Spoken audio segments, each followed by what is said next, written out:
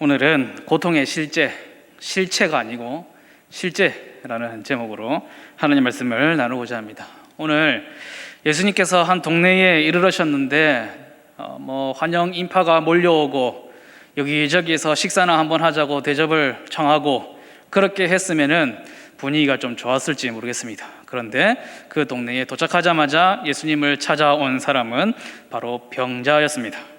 가자마자 병 이야기가 시작되는 것이죠. 사람들이 중풍 병자의 침상을 들고 예수님을 찾아왔습니다. 그런데 이 이야기가 흘러가면서 이 병으로 시작했던, 중심이 병으로 시작했던 이 이야기가 어디로 옮겨가느냐? 죄의 이야기로 슬쩍 넘어갑니다. 병을 고친 이야기로 시작이 되었는데 결국에는 무엇이 사함을 받는 이야기로 끝이 나느냐? 죄의 사함을 받는 이야기로 끝이 난다라는 것이죠. 보통 예수님께서 병자들을 고쳐주시면서 내가 원하노니 나음을 입으라, 깨끗함을 입으라, 일어나 걸어라, 자리에서 일어나라, 달리다구 하시고 그렇게 하는 정도에서 마무리하시고, 좀 특별하게 말씀을 하신다 하셔도 내 믿음이 너를 구원하였다, 그렇게 말씀하시는 정도에서 마무리를 하십니다. 그런데 이번에는 좀 상황에 맞지 않는 듯한 이야기를 조금 더 나가서 하세요. 2절 끝부분에 보면 뭐라고 하시느냐? 안심하라, 내 죄 사함을 받았느니라, 그렇게 말씀하십니다. 내가 너의 병을 고쳐주겠다, 깨끗하게 나음을 입게 하겠다라는 말씀이 아니라 내가 죄 사함을 받았다, 그렇게 선언을 하신단 말이죠. 예수님께서 이렇게 말씀하심으로 인하여서 예수님이 뭔가 대단히 영광을 얻고 정말 대단한 사람으로 추앙을 받았느냐? 그렇지 않습니다. 굉장히 오히려 공경에 처하게 됩니다. 죄를 사하는 것은 오직 하나님의 권한인데 어떻게 사람의 탈을 입고 와서는 자신이 죄를 사한다는 말을 할 수가 있느냐? 사람들이 굉장히 이상하게 여겼고, 심지어 좀 배운 사람이라고 하는 사람들은 그 속으로 신성을 모독한다, 신성 모독죄다, 그렇게 적개심을 품었습니다.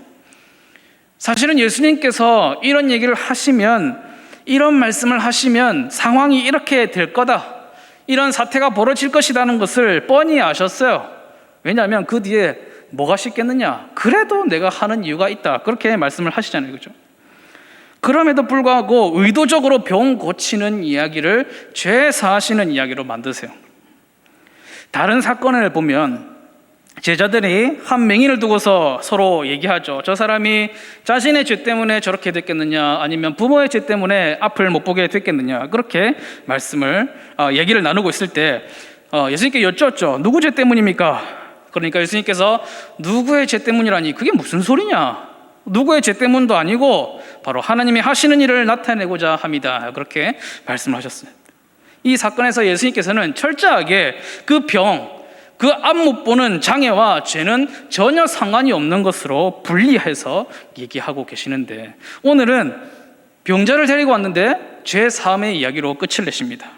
이 병과 죄를 이어서 얘기하신단 말이죠. 거기에는 분명히 중요한 이유가 있을 것이라고 생각이 됩니다. 그 첫 번째 이유는 간단하게 생각해서 둘이 매우 비슷하기 때문에 그렇습니다. 병과 죄가 굉장히 닮은 점이 있어요. 무엇이 닮았습니까? 병이 사람에게 고통을 주고 아픔을 주듯이 죄도 사람에게 심각한 고통과 아픔을 안겨줍니다. 병이 사람의 평안한 일상과 행복을 빼앗아가듯이 또 죄가 그렇습니다. 그래서 예수님께서 병든 자에게 무슨 얘기를 하시느냐? 죄의 이야기를 함께 하고 계시는 것이죠. 두 번째 이유, 이 두 번째 이유가 중요한 것 같은데요. 병이 주는 고통은 눈에 보이는데 죄가 주는 고통은 눈에 보이지 않기 때문입니다. 이 병이라는 것은 증상도 있고 통증도 있고, 그렇기 때문에 우리가 병에 걸리지 않기 위해서 혹은 낫기 위해서 애를 많이 씁니다. 다 아니까 그런 것이죠. 병이 나면 아프고 힘들고 어렵다는 것을 누구나 다 알기 때문에 누구나 그 병을 치료하려고 하고 피해가려고 합니다. 그런데 죄는 어떻습니까? 주님 보시기에는 똑같아요. 주님 보시기에는 크게 다르지 않습니다. 죄도 병에 비해서 만만치가 않아요. 그런데 이 죄가 사람의 눈에는 보이지 않는다는 것입니다. 통증도 없고 피가 난다든지 피부에 벌겋게 두드러기가 올라온다든지 그렇게 하는 거 없어요. 그래서 그냥 소리 소문 없이 사람의 속을 망가뜨려 놓습니다.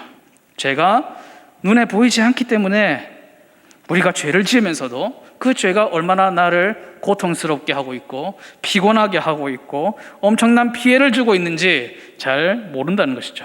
그래서 우리는 쉽게 죄에 대한 경계가 허물어지는 경우가 있습니다. 건강에 대해서는 신경을 굉장히 많이 씀에도 불구하고 죄에 대해서는 경계심을 낮추게 되는 경우가 허다하게 있다는 것이죠. 병에 걸리지 않는 일이 얼마나 중요합니까? 얼마나 좋은 일입니까? 다이어트도 해보고 귀찮은 운동도 해보고 주사 맞는 게 무슨 좋은 기분이겠습니까? 그래도 예방주사도 맞고 오메가3도 먹고 가시아와피도 먹고 여러 가지 좋은 거 다 챙겨 먹고 봄 기온이 올라와서 이제는 밖에 나가면 덥습니다. 마스크를 쓰고 숨을 못 쉬겠어요. 그런데도 왜 마스크를 쓰고 다닙니까? 병이 안 좋은 걸 아니까.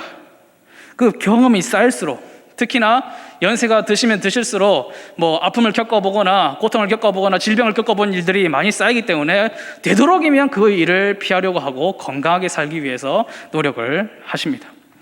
그런데 이 죄에 대해서는 그게 잘 안 된단 말이죠. 죄를 범하지 않기 위해서, 죄가 우리 몸에, 우리 영혼에 침투하지 못하도록 하기 위해서 늘 경계하고 점검하고 또 여러 가지 예방 조치를 취해야 함에도 불구하고 그 얘기를, 그렇게 해야 된다는 얘기를 많이 듣지만 이게 몸에 막 확 와닿지 않고 눈에 확 띄질 않으니까 이게 잘 안 된단 말이죠. 그래서 우리 주님께서 판단하시기를 이래서는 안 되겠다. 내가 한번 보여줘야 되겠다. 죄가 얼마나 크게 사람에게 해를 끼치는지를 한번 보여줘야 되겠다. 그래야 죄를 멀리 하겠구나. 그런데 이 문제가 이 죄를 어떻게 눈으로 확실하게 보여줄까? 그 방법이 참 뚜렷한 방법이 없어요. 저도 지금 말씀을 통해서 여러분들에게 또한 저에게 죄가 얼마나 나쁘고 해악이 큰 것인지를 확 보여드려야 되는데 어떻게 몸에 확 와닿게 보여드릴 방법이 없어서 힘들어요. 주님께서도 그런 고민이 있으셨던 것 같습니다. 그래서 생각하신 것이 세상에서 죄하고 가장 비슷한 놈으로 하나 골랐습니다. 죄가 얼마나 해악이 큰 것인지, 고통스러운 것인지, 그 결과가 비참한지를 보여줘야 되겠다. 죄만큼 우리 삶에 고통과 슬픔을 가져다 주는 것이 무엇인가? 몸에 확 와닿는 그런 것으로 죄의 해악을 한번 비유적으로 설명해 볼 수 있는 방법이 무엇일까? 그래서 고른 게 뭐냐? 바로 병이라는 것입니다. 오늘 중풍병자가 이야기가 나오는데요, 중풍병이 죄가 아닙니다. 병은 죄가 아니에요. 그건 확실합니다. 제자들이 누구의 죄 때문에 저 병이 왔습니까? 물었을 때 예수님은 뭔 소리냐, 그게 하나님 하시는 일이다. 무슨 말입니까?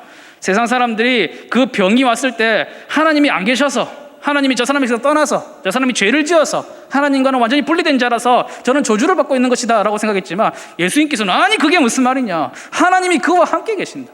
하나님이 그를 통해서 일하신다. 하나님이 하시는 일을 보여주신다. 병은 아무 상관없다는 것을 보여주셨어요. 그런데 죄가 얼마나 우리에게 괴롭고 또 큰 피해를 주기 위해서 주는지를 설명하기 위해서 그것을 비유로 말하기에는 제법 적절했다는 것입니다. 병이 우리에게 해를 끼치는 만큼 죄가 우리 영혼에 끼치는 해가 크기 때문이죠. 그래서 예수님은 병 이야기와 죄 이야기를 맞물려 들려주시는 것입니다.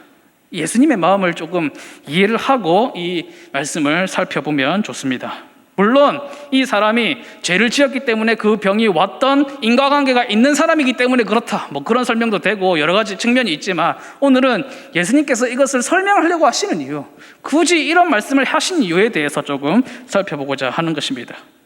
그래서 오늘 예수님께서 보여주시는 이 말씀을 통해서 우리가 병에 대해서 경계하고 조심하고 빨리 치유하려고 하듯이 죄에 대하여서 경계하고 조심하고 죄를 미워하게 되고, 그리고 죄에 빠졌다면 빨리 나올 수 있도록 악의 구렁텅이에서 빨리 구원하여 주시기를 기도하면서 발버둥 치는 바로 저와 여러분이 되기를 바라는 것입니다.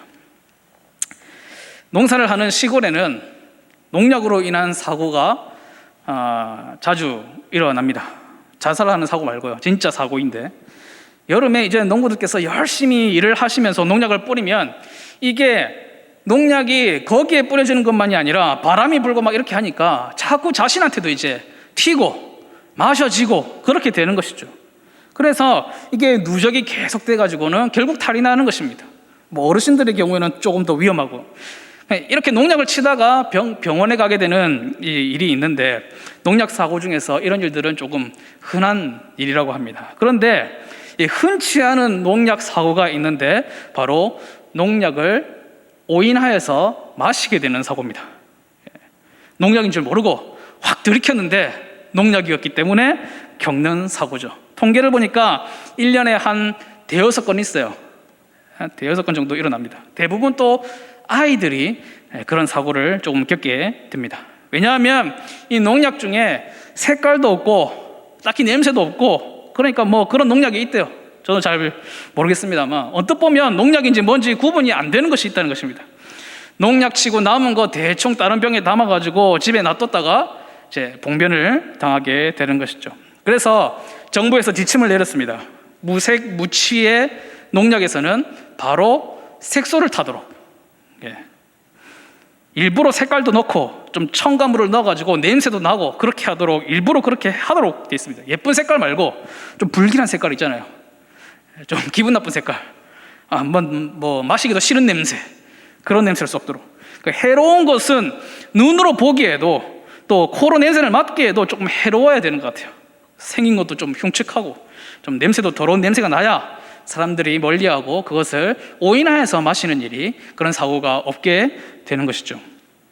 그런데 새로운 농약이 있습니다. 농약 중에서도 가장 강하다는 제초제. 이 새로운 농약은 잘못 마셨다고 하면은 가망이 없습니다. 치사율 100%입니다. 그런데 이 농약이 참 안타깝게도 그 빛깔이 너무 고와요. 그 냄새를 맡아보면 향기도 좀 좋습니다. 이 농약이 담고 있는 용기도 다릅니다. 원래 농약은 대부분 그 암갈색의 조금 색깔이 거시기한 무서운 병인데, 이 농약은 아주 뭐 그냥 예쁜 향수병 같은 곳에 담겨 있어요. 12병에 한 박스 포장용 선물도 준비되어 있습니다. 그리고 파는 것도 농약소에서만 파는 것도 아니고 막 동네마다 슈퍼마다 뭐 판다고 하는 곳에마다 다 있어요. 그런 농약이 있습니다. 이 농약의 이름이 무엇일까요? 처음에는 진짜 제대로 된 농약 하나 나왔나 그 얘기인 줄 알았는데 진짜면 큰일 나겠죠. 이 농약의 이름이 바로 죄입니다. 죄가 꼭 그래요. 우리 가까이에 와 있습니다. 저기 멀리서 파는 거 우리가 억지로 가서 사와야 되는 것이 아니라 골목골목마다 동네마다 팔고 있습니다. 방문 판매, 방판도 합니다. 방판. 그러면 좀 생긴 것이라도 흉측하게 생기고 좀 무섭게 생기면 조심을 할 텐데 그렇지가 않아요. 처음부터 죄가 그랬습니다. 우리 조상들이 죄를 지을 때 죄를 딱 보고 처음 느낀 감상문이 뭐냐? 먹음직하기도 하고 보암직도 하고 지혜롭게 할 만큼 아주 탐스러웠습니다. 굉장히 이 죄가 겉모습은 매력적이지만 그 안에 강력한 독성이 있다라는 것이죠. 그러면 이 죄의 실상을 이제 고발을 해야 되는데, 눈에 보이지도 않고 확 체감되는 것도 아닌 이 죄의 실상을 밝히는 것은 쉬운 일이 아닌데, 이 죄에 대해서 말씀을 나누면서 죄에 대한 경각심을 가지고 성경 말씀처럼 미워할 수 있기를 바라는 것입니다. 첫 번째로 죄를 고발하겠습니다. 죄는 그 실제는 자유의 탈을 쓴 쇠사슬이라고 보면 됩니다. 죄를 딱 처음에 받아들이면 자유를 누리는 것 같습니다. 그런데 그건 포장지일 뿐이고 그 안에는 맹독성 제초제가 들어있다는 것이죠. 그 자유에 속아서 덜컥 마셨다가는 큰 봉변을 당하게 되어 있습니다. 자유라는 것이 참 좋은 것이죠. 평소에는 잘 모르지만 이 자유를 한번 잃어보면 자유라는 것이 얼마나 귀한 것인지를 알게 됩니다. 이런 말도 있죠. 자유가 아니면 뭐를 달라? 죽음을 달라. 자유가 아니면 죽음을 달라. 자유가 얼마나 소중한 것인지 자기 목숨을 내놓고서라도 자유를 쟁취하겠다. 탈북자들이 그렇게 목숨을 바쳐가면서도 그 선을 넘으려고 하는 이유가 바로 자유를 얻기 위함이죠. 그런데 이 죄에서 나는 좋은 향기, 먹음직스럽고 탐스럽고 보암직하고, 그 향기가 무슨 향기가 나냐면 자유의 냄새가 나는 거예요. 죄를 짓는 것이 마치 자유를 만끽하는 것으로 느껴지게 한다는 것입니다.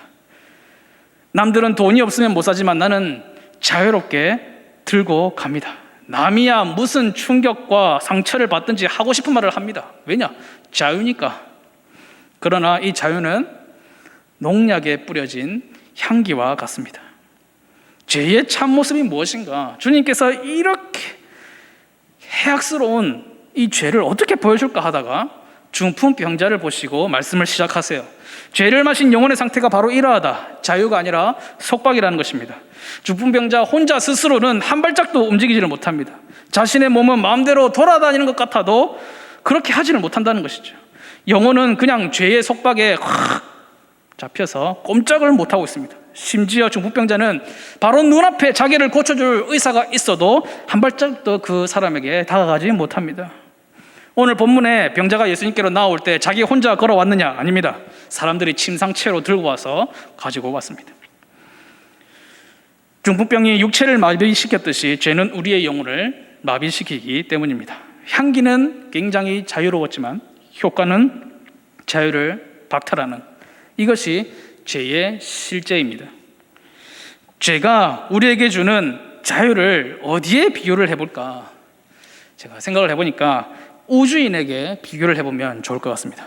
우주인이 로켓을 타고 저기 먼 바깥 달나라를 탐사하고 있을 때 반드시 우주복을 입고 그리고 우주선과 강력한 끈으로 이어져 있습니다. 연결하게 되어 있어요. 그런데 예를 들어서 그만 그 줄이 끊어진 것입니다. 그러면 어떻게 되죠? 자유를 누리는 거죠. 자유인이 됩니다. 더 이상 우주선에 매이지 않습니다. 아무도 나를 속박할 수가 없어요. 거기까지 가라, 그곳에는 가지 마라, 다시 돌아오라, 이런 얘기를 하지 않습니다.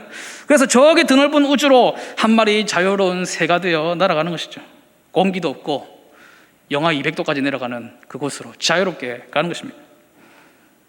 죄가 우리에게 자유를 준다면 그 자유는 바로 이러한 자유입니다. 이러한 자유를 얻고 싶으시면 끊으면 됩니다. 죄를 지으면 되겠죠. 네, 사랑하는 성도 여러분, 진정한 자유가 어디에 있습니까? 이 우주인에게 진정한 자유는 우주선과 연결되어 있을 때 그 끈이 바로 그에게 자유가 되는 것이죠. 이 끈이 하나님의 말씀이다, 하나님과 우리와의 관계다라고 비유하면 맞을 것 같습니다.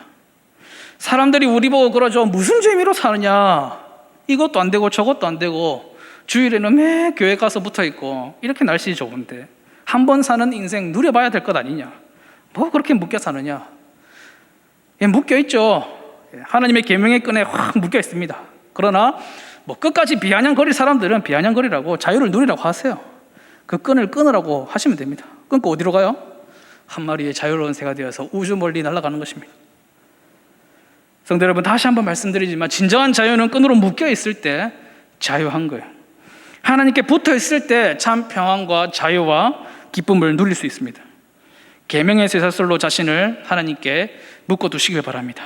향기에 속지 마시고 냄새에 속지 마시고 그 효과가 무엇인지를 잘 따져보아야 된다는 것이죠. 두 번째로 죄의 실상은 힘의 탈을 쓴 무력입니다. 무기력입니다. 무기력. 죄가 아주 힘이 있어 보이죠. 심지어는 그 힘이 굉장히 멋있어 보일 때가 많이 있습니다. 때리고 부수고 내 앞에 무릎 꿇리고 입도 뻥끗 못하게 만들고 그렇게 힘을 가진 것이 다른 사람들 보기에는 굉장히 멋있어 보일 수 있어요.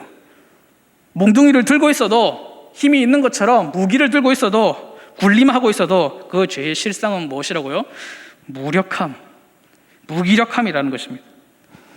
예수님은 중풍병자를 통하여서 그것을 보여주십니다. 이 병자를 한번 생각해 보십시오. 나를 해치려고 하는 적이 바로 코앞까지 다가와도 방어할 힘이 전혀 없습니다. 속수무책으로 당할 수밖에 없습니다. 죄의 무게에 빠진 영혼의 모습이 바로 그와 같다라는 것입니다. 다윗을 한번 생각해 보시죠. 다윗은 싸움에 아주 능숙한 사람이었습니다. 어릴 적에도 자신의 양떼들을 막 어떻게 헤아려 보려고 하는 그 짐승들을 물리쳤고, 심지어 양을 몰고 가는 사자가 있으면 사자를 쫓아가서, 아니 사자가 왔으면 도망을 가야 되는데 사자를 쫓아가서 그 입에 있는 새끼를 꺼내고 그 사자를 죽였던, 아주 그냥 근접전이든 장거리전이든 싸움에는 능통한 다윗이었습니다.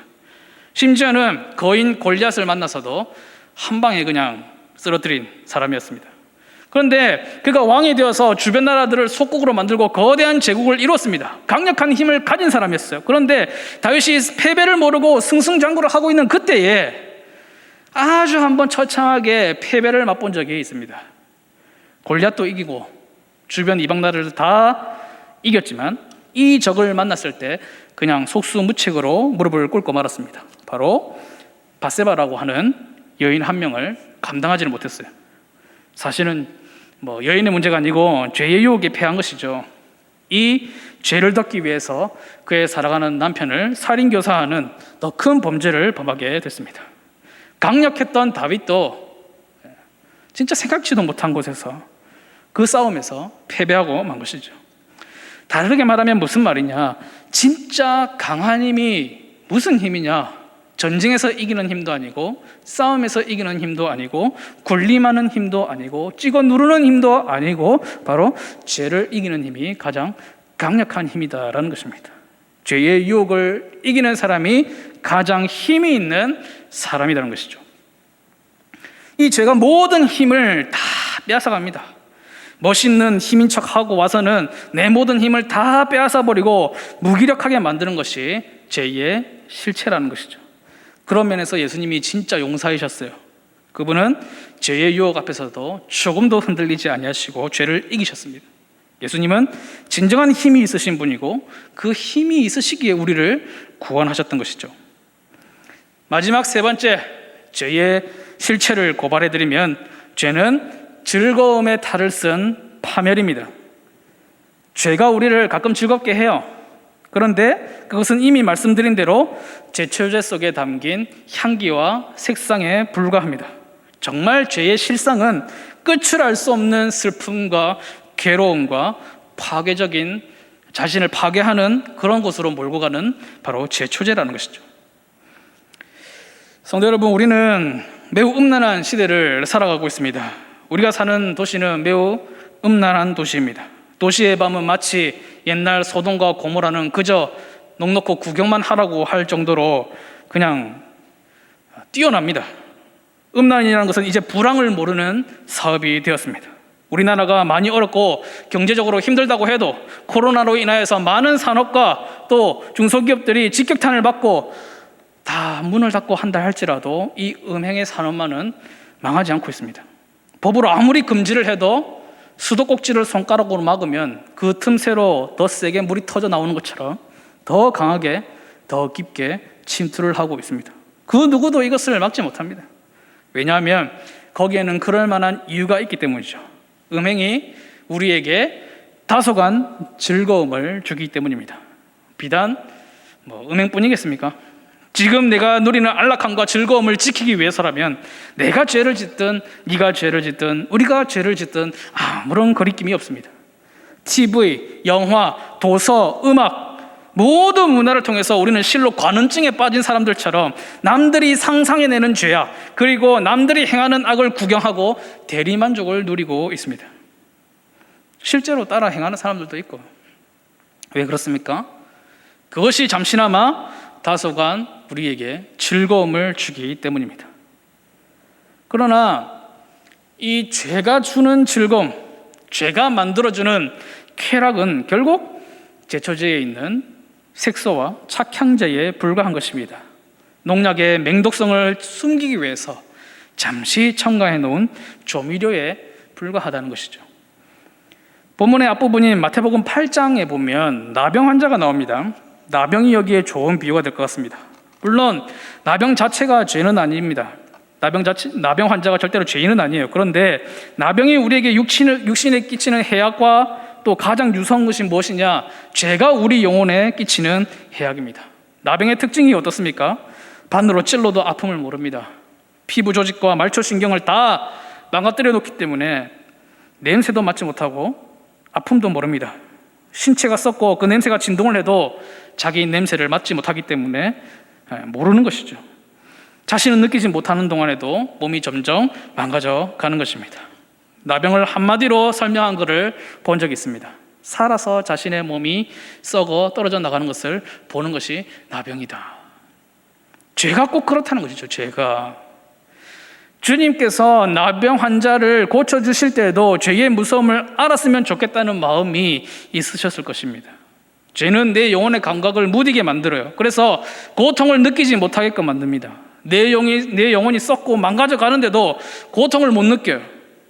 내 영혼이 그냥 심한 악취, 썩어져가는 냄새가 나는데도 그것을 향기로 받아들이도록 만듭니다.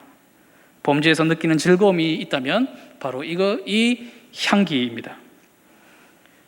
죄의 즐거움이 주는 그 향기와 색상에 속지 마시기 바랍니다. 그것은 지사율 100%에 이르는 제초제의 색깔이고 그 농약의 향기입니다. 죄는 반드시 그 속에서 영혼을 상하게 만듭니다. 죄를 멀리하시고 죄를 미워하시기 바랍니다. 이렇게 죄와 병이 끼치는 영향에 대해서는 닮은 꼴이에요. 예수님께서 참 좋은 예를 골라오신 것 같습니다. 우리에게 고통을 준다는 것이 참 비슷해요. 그런데 또 한 가지 참 닮은 것이 있습니다. 이게 진짜 중요한 거예요. 지금까지 말씀드린 시간이 더 길고 이것은 짧겠지만 사실은 이게 더 중요합니다. 병하고 죄 참 닮은 것이 있는데 무엇이냐면 바로 우리 예수님께서 해결하신다는 것입니다. 바로 우리 예수님 앞에 아무것도 아닌 문제로 다 녹아 사라진다는 것입니다. 우리 육신의 병을 고쳐 주시듯이 우리 영혼의 죄를 고칠 수 있는 분, 바로 예수 그리스도께서 계십니다. 육신의 의사가 되어주시듯이 우리 영혼의 의사가 되어주시는 참으로 감사하신 그분, 바로 예수 그리스도께서 우리가 믿는 아버지이십니다. 성도 여러분, 우리도 모르는 사이에 죄가 많이 들어와 있습니다. 증상도 없고 통증도 없고 피도 없어서 그렇지 우리의 몸과 영혼을 죄가 많이 회파시키고 있습니다. 그래서 오늘 말씀의 제목을 고통의 실제라 그렇게 정해보았습니다. 육신의 질병이 확실히 존재하는 고통으로 보이듯이 우리의 혼과 마음을 상하게 하는 죄의 고통이 분명히 실제하고 있습니다. 실로 감당하기 어려운 고통이지만 너무 내 인생 전반에 걸쳐져 있고 또 사람들의 인생, 모든 죄인들의 인생에 걸쳐져 있기 때문에 잘 모를 뿐이에요. 그러므로 주님께 우리가 나아가야 됩니다. 치유를 받아야 돼요. 예수님께서는 어떤 병자도 차별하지 않으셨습니다. 그렇듯이 우리 주님은 어떤 죄인도 차별하지 않으세요. 어떤 중한 병에 걸린 자라도 찾아와서 엎드리고 구하면 고쳐주셨습니다. 그가 심지어 전파되는 전염병이라고 할지라도 예수님 굴하지 않으셨습니다. 전염병이 예수님께 닿아서 예수님이 옮기지 않을까 걱정했던 그 병자들에게도 예수님 다가가셔서 그 어둠이 나에게 미칠 수 있는 것이 아니라 나의 빛이 너희에게 닿을 것이다. 그렇게 다가가셨던 분.